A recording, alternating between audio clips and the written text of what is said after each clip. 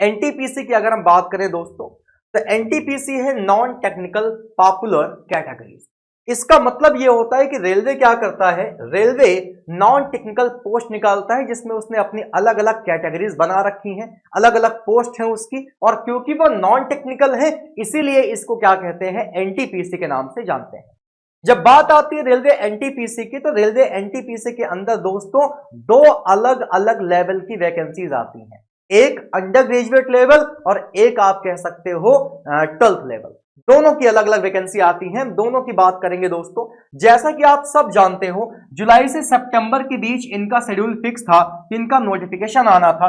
इन्होंने अभी एक नोटिफिकेशन रिलीज किया था जिसपे इन्होंने वैकेंसीज का जिम्मा जो है, वैकेंसीज के बारे में बताया था कि अप्रॉक्सीमेट 10,000 वैकेंसीज जो हैं वो ये निकालने वाले हैं। 10,000 वैकेंसीज का डेटा जो है वो रेलवे की तरफ से अभी रिसेंटली आपने देखा होगा पब्लिश किया गया था। अब दोस्तों अगर रेलवे की हम बात करें तो रेलवे में एक अंडर ग्रेजुएट पोस्ट आती है और एक आती है ग्रेजुएट लेवल पे।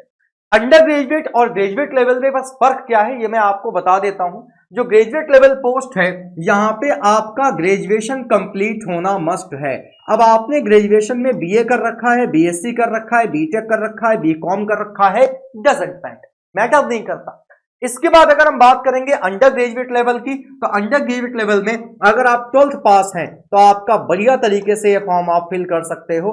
अब हम पोस्ट की बात करेंगे, बड़े सिस्टमैटिक वे में मैंने यहाँ पे क्या कर रखा है, यहाँ पे अलग अलग चीजों को कैटेगराइज कर रखा है कि जब हम और आप बात करेंगे अंडर ग्रेजुएट लेवल की, तो जो आपके जूनियर क्लर्क कम टाइपिस्ट की पोस्ट होती है, जो आपके अकाउंट क्लर्क कम टाइपिस्ट की पोस्ट होती है, junior time keeper, train clerk और कॉमर्शियल कम टिकट क्लर्क, ये इतनी पोस्ट जो हैं ये आपकी अंडर ग्रेजुएट लेवल आती है। तो अगर आप 12वीं पास हैं, उम्र आपकी 18 प्लस हो चुकी है, तो ये वैकेंसीज आपके लिए।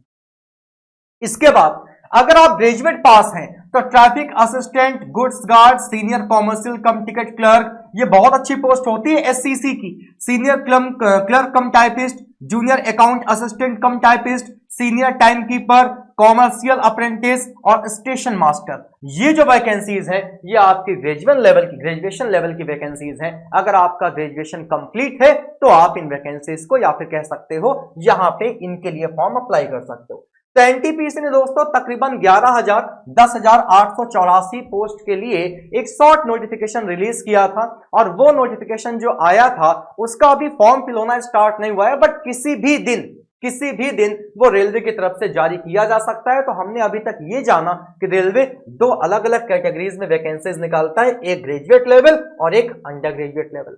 अब मुद्दा ये है कि ठीक है सर, ये वैकेंसीज आ जाएंगी, फॉर्म फिल कर लेंगे, ये बताइए इनका सिलेक्शन प्रोसेस क्या होता है। मैं इस वीडियो को, इस क्लास को इस वे में एक्सप्लेन कर रहा हूं ताकि अगर कोई बिगिनर बच्चा है जिसको बिल्कुल भी जानकारी ना हो, वो नथिंग हो अगर इस सेक्शन में, तो उसको भी एक एक बात बढ़िया तरीके से समझ में आए।